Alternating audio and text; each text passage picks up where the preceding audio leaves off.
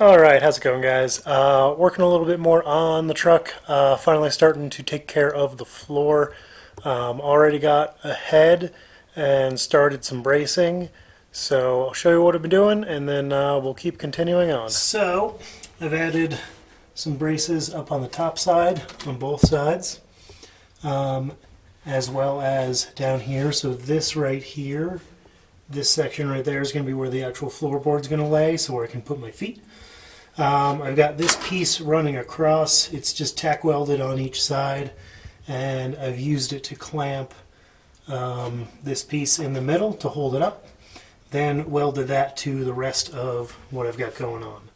So next thing I got to do is I've got some other bits I'm going to weld along the top right here. That'll be the bottom of the of this little floor pan section. The stock floor will come up to about here. Well, come to here and wrap around, and I'll have to deal with the middle bit for a tunnel, so that's going to be later. And then I've also got to notch these little bits, and I've got some pipe to run through, that way I can get to that cab mount. So that's kind of where I'm at. I think what I really got to do right now is basically lay the floor down to see how much room I have and confirm some stuff, cut out some bits, and then weld that cross bit in. Oh, and then also after that, to add a little bit more rigidity to the firewall, I'm going to add a bit of angle iron straight vertical. So running from about there up to the top. So that'll stiffen up the pedal box so that so I can use the pedals. Right now it's already a lot stiffer just by tying that bottom section in. I still need to finish weld that, so I'm going to be doing that with the cab off. So right now things are going to get either, if not finish welded, close. That way I can kind of have everything mostly together, but then I got to blow it all apart to really finish weld kind of the underside of everything. So yeah, let's get to it.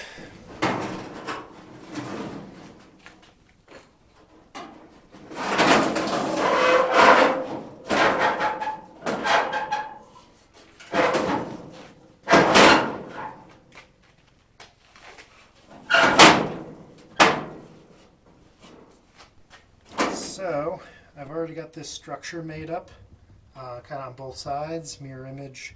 They're not exactly mirror image, but they're within a 1/4 inch, so I'm going to call that pretty good. So yeah, that's going to basically be the thing that supports the floor. And I've got this super fancy template that I made. That right there basically is the space on the inside, with one little side flange folded up. But the goal is I'm going to actually have it bend over there and then bend up down here, as well as a 90 over here and a 90 over there.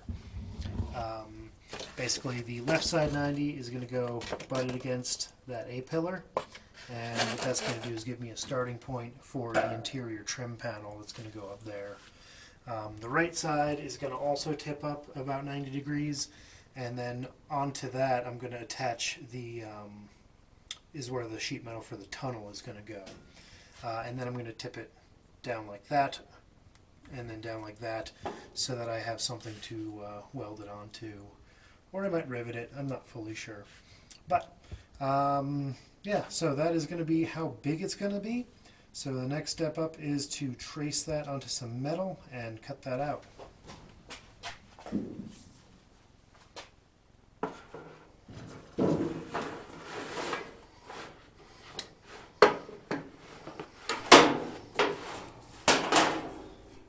So I'm going to go put a 3/4 inch flange on all of this. So I'm going to basically just draw out a border.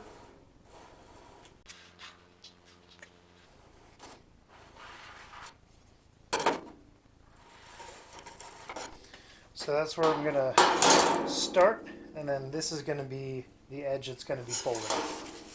So mark that there. This is all pretty much just things that are square.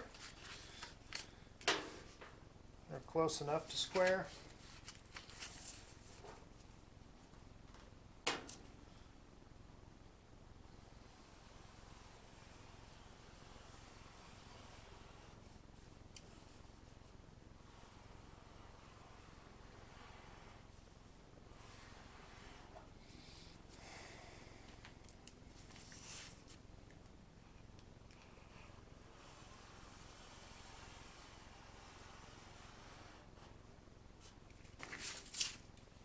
Okay, so these are going to be my bend lines.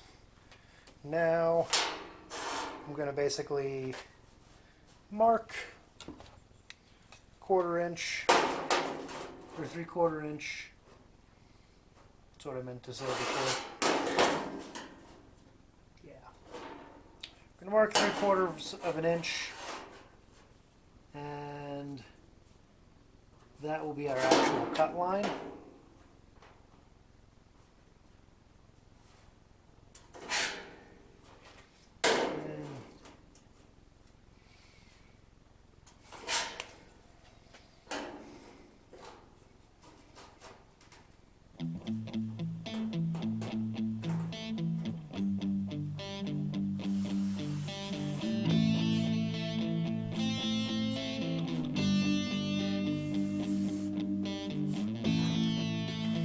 So this outer bit is going to be what I'm going to cut. The inner bit is going to be what I'm going to fold. So yeah, let's get to cutting.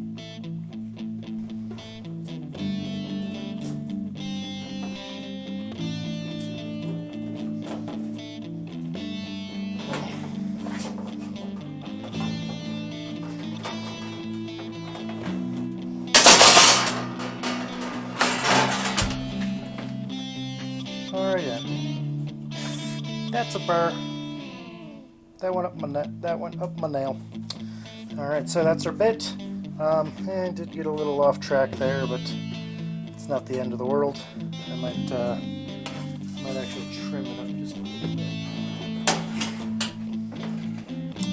It just wants to cut crooked. So I'm going to stop.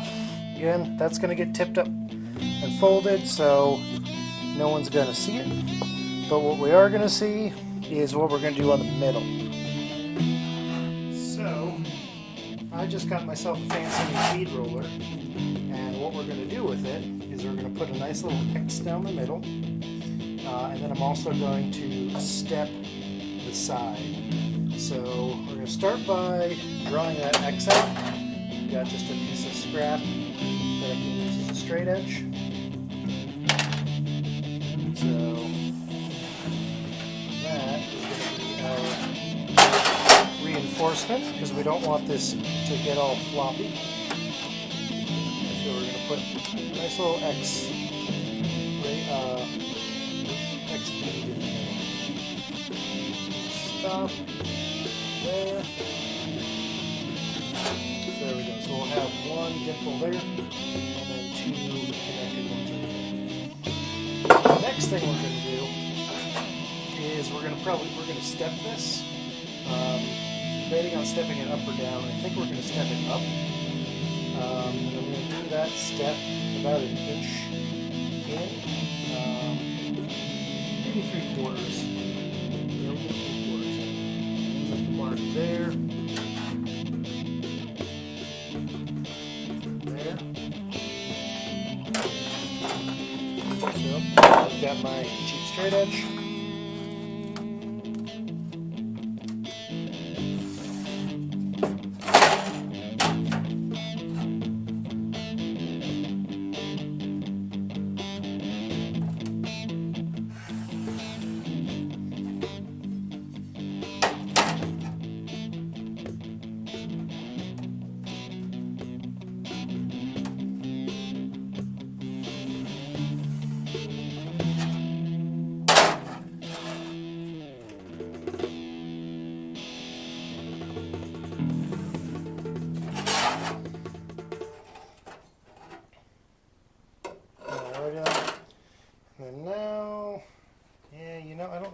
that too much. I should have drawn the X later.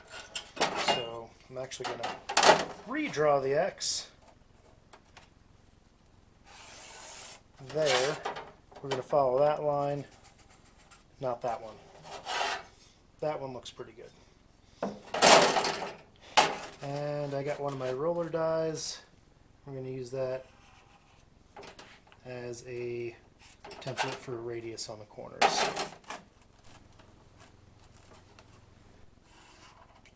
So there we go. We are going to start with the X. I'm going to go to about meh.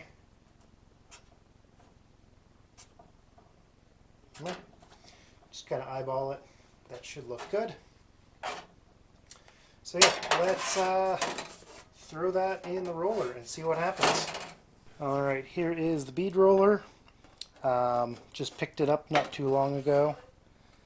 And what we're going to do is try it out. So I'm going to just put kind of a little bit of pressure on there. And we are going to roll forward.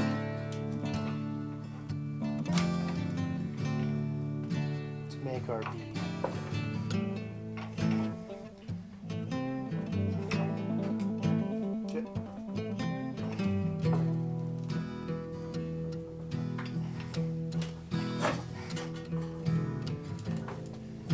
Alright, I'm going to go a little more pressure and go back.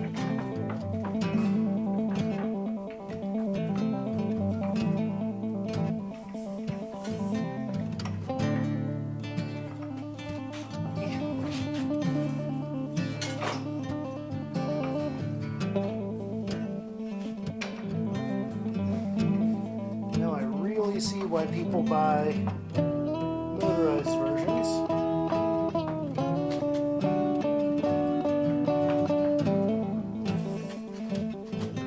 Because doing this solo kind of sucks.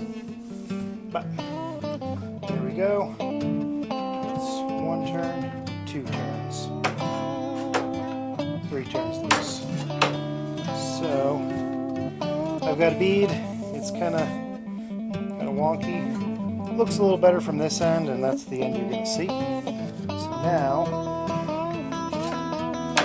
we're going to go same idea. Start right there. 1, 2, 3. We're just going to go full.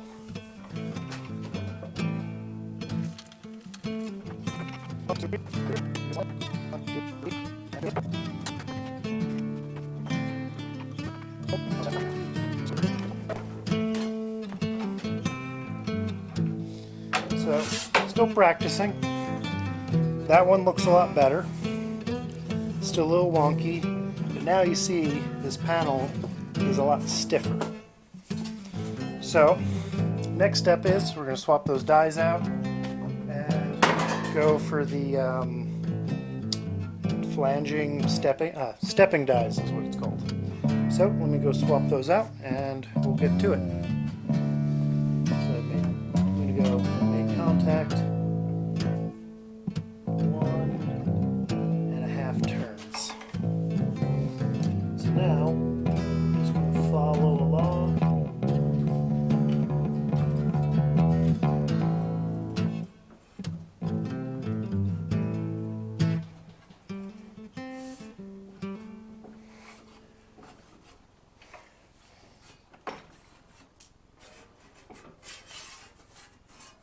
That was a really terrible radius.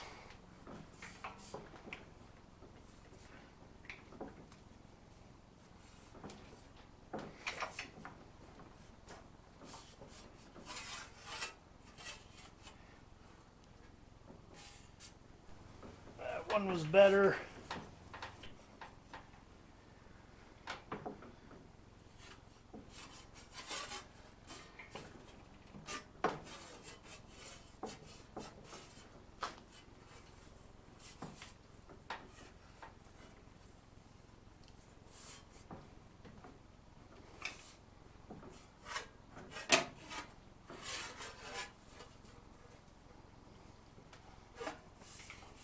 All right.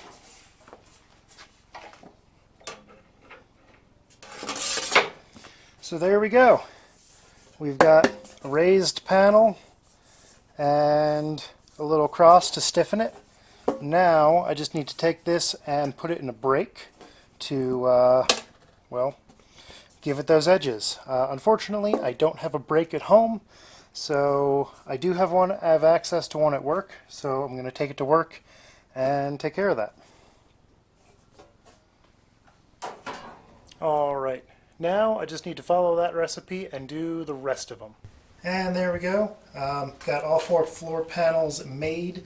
Have yet to do the tunnel, but I'm going to be dealing with that later once more of the interior is taken care of, as well as cutting and lifting that little section right there.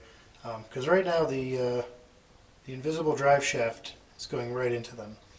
I have been in talk with the drive shaft shop and might be getting a custom drive shaft ordered, so we'll be looking out for that, and then I'll be able to connect this to that.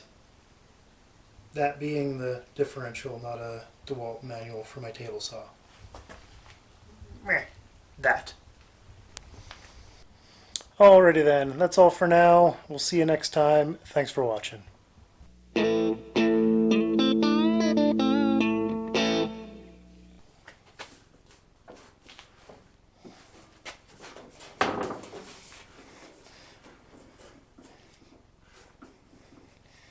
Well, yes, if I had a big old stomp shear, this would be easier, but I don't really have a place to put that. And usually, I'm not cutting sheets this big.